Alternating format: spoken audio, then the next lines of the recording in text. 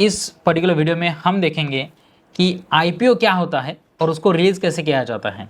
Now frankly speaking, वैसे किसी भी कंपनी को अगर पैसा चाहिए तो उस कंपनी के पास दो मेन सोर्सेस रहते हैं पैसा इकट्ठा करने के। पहला सोर्स रहता है कि वो कंपनी लोन ले ले, ऑलराइट, और दूसरा एक ऑप्शन रहता है कि वो कंपनी इन्वेस्टर्स के पास जाके इन्वेस्टमेंट उठा ले। अब ये पर्टिकुलर सीरीज में हम आईपीओ का स्टार्ट कर रहे हैं, एक्सप्लेन इन 5 की सीरीज है। I welcome you all of you in our this particular series. My name is Shridhar Pandit. Let's begin with our this particular video. तो लोन का ऑप्शन जो है ये वायबल क्यों नहीं है, इसके पीछे का रीजन मैं आपको बताता हूँ। Now why is this so? Just because loan लेने के बाद उसका मेन जो प्रिंसिपल अमाउंट है वो भी आपको पे करना पड़ेगा, और उसके साथ ही उस पर्टिकुलर लोन का जो भी इंटरेस्ट रहेगा वो भी आपको पे करना पड़ेगा। And that is the reason कि लोन का जो मेन कंसेप्ट है इन्वेस्टमेंट का वो अच्छा नहीं है। क्योंकि कोई भी कंपनी में लेट्स से अगर आप इन्वेस्टमेंट करना चाहते हो, आपकी खुद की कंपनी खड़ी करना चाहते हो, लोन लेने के बाद आपका प्रोडक्ट जो है ये प्रोडक्ट मार्केट फिट रहेगा नहीं रहेगा हम नहीं बता सकते, मार्केट उसको किस प्रकार से एक्सेप्ट करेगा हम नहीं बता सकते। And that is the reason ये कोई भी हम लोन लेके कोई भी इन्वेस्टमेंट बड़ा हमारी कंपनी में नहीं कर सकते। और इसलिए मैं इस पर्टिकुलर लोन के पॉइंट को कंप्लीटली डिस्कार्ड कर देता हूँ। You should not have to take the loan in order to grow your business. लेकिन लोग क्या करते हैं, इन्वेस्टर्स के पास जाते हैं। This is good I mean initiative. आपने शार्क टैंक देखा होगा, तो शार्क टैंक में क्या होता है कि लोग इन्वेस्टर के सामने जाते हैं, खुद का प्रोडक्ट पिच करते हैं, कंपनी पिच करते हैं, खुद को पिच करते हैं, उनका सेल्स पिच करते हैं, सारी चीज़ें बताते हैं, और उसके बाद शार्क्स डिसाइड करते हैं कि उनको इन्वेस्टमेंट देना है या नहीं। अब यहाँ पे इन्वेस्टर्स आते हैं 3 टाइप के। सबसे पहला इन्वेस्टर आता है इनक्यूबेटर।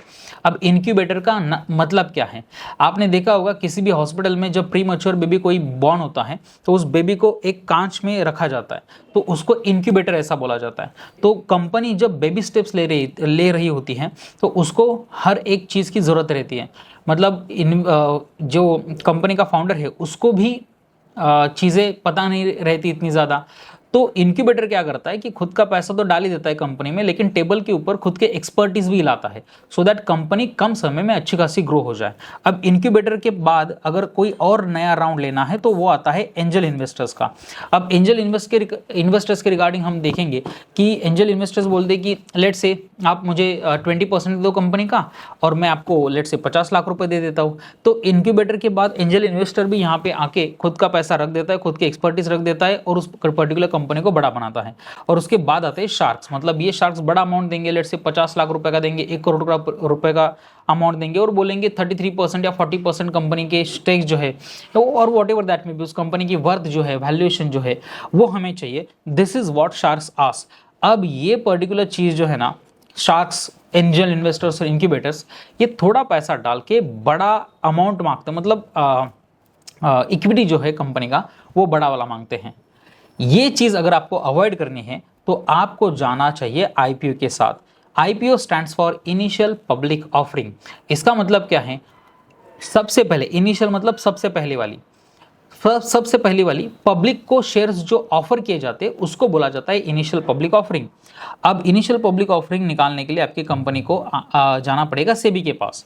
अब सेबी क्या करती है, उस पर्टिकुलर कंपनी का सेक्टर देखती है कि किस सेक्टर में ये कंपनी काम कर रही है, इसके साथ ही कितने साल इस कंपनी ने यहाँ पे काम किया है, उस कंपनी का बैलेंस शीट जो है वो भी चेक किया जाएगा। बैलेंस शीट चेक करने के बाद वहाँ पे देखा जाएगा कि उस कंपनी ने टैक्सेस पे किए हैं या नहीं, और कितने साल के लिए कॉन्जिक्यूटिवली लास्ट 3 ईयर्स के लिए उसने टैक्सेस पे किए होने चाहिए। Okay, this is the mandatory thing. इसके बाद उस पर्टिकुलर कंपनी का मतलब सारा का सारा इन्वेस्टमेंट रिलीज करने के लिए, मतलब रेज करने के लिए, आई वुड लाइक टू से कि सेबी बोलती है कि आपका सारा का सारा कच्चा चिट्टा देखने के बाद कितने रुपए आपको इन्वेस्टमेंट लेने के लिए चाहिए, उठाने चाहिए। तो लेट से कोई कंपनी बोलती है कि मुझे 1 करोड़ रुपीज़ मार्केट से उठानी है, ओके, या फिर वो 10 करोड़ रुपीज़ ले लीजिएगा, है ना। आईपीओ जनरली यहाँ से ऊपर ही आते हैं। 10 करोड़ रुपीज़ उनको रिलीज करने हैं, तो कितने शेयर्स कंपनी के रिलीज करने हैं, लेट से 20% शेयर्स रिलीज करने हैं। तो 20% शेयर्स में कितने नंबर ऑफ शेयर्स आते, तो वो एक्स नंबर ऑफ शेयर्स जो है वो वहाँ पे आते हैं और उसमें से 10 करोड़ रुपए यहाँ पे इन्वेस्टमेंट मार्केट से उठा लेनी है। तो एक शेयर की वैल्यू कितनी आती है, इसको बोला जाता है फेस वैल्यू। एक शेयर की वैल्यू को बोला जाता है फेस वैल्यू। अब जब भी लेट से कोई बंदा बोल रहा है कि मुझे लेट से 1 करोड़ शेयर जो है मेरे कंपनी के रिलीज करने हैं और वो 20% रहेंगे मेरे पूरे कंपनी के, तो यहाँ पे फेस वैल्यू कैसे डिसाइड होगा कि जितना इन्वेस्टमेंट उठाना है 10 करोड़ का डिवाइडेड बाय जितने शेयर्स यहाँ पे रिलीज करने हैं 1 करोड़ के, तो एक पर्टिकुलर शेयर का वैल्यू कितना आ गया, 10 रुपये आ गया, तो इसको बोला जाता है फेस वैल्यू 10 रुपीज़।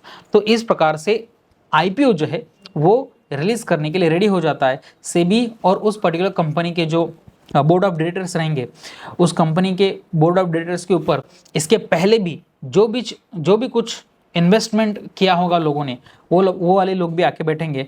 तो यहाँ पे आईपीओ रिलीज करने के लिए इन सारे लोगों की अनुमति चाहिए होती है और उसके बाद आईपीओ रिलीज हो जाता है। और आप और मेरे जैसे इन्वेस्टर्स जो है, ट्रेडर जो है, इस पर्टिकुलर आईपीओ में इन्वेस्ट करते हैं, अप्लाई करते हैं।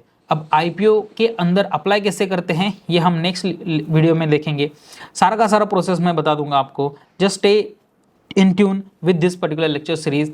I conclude this particular lectures, this today's lecture over here. I will see you in the next video. Thank you very much for your time. Have a nice day. Jai Shivrai.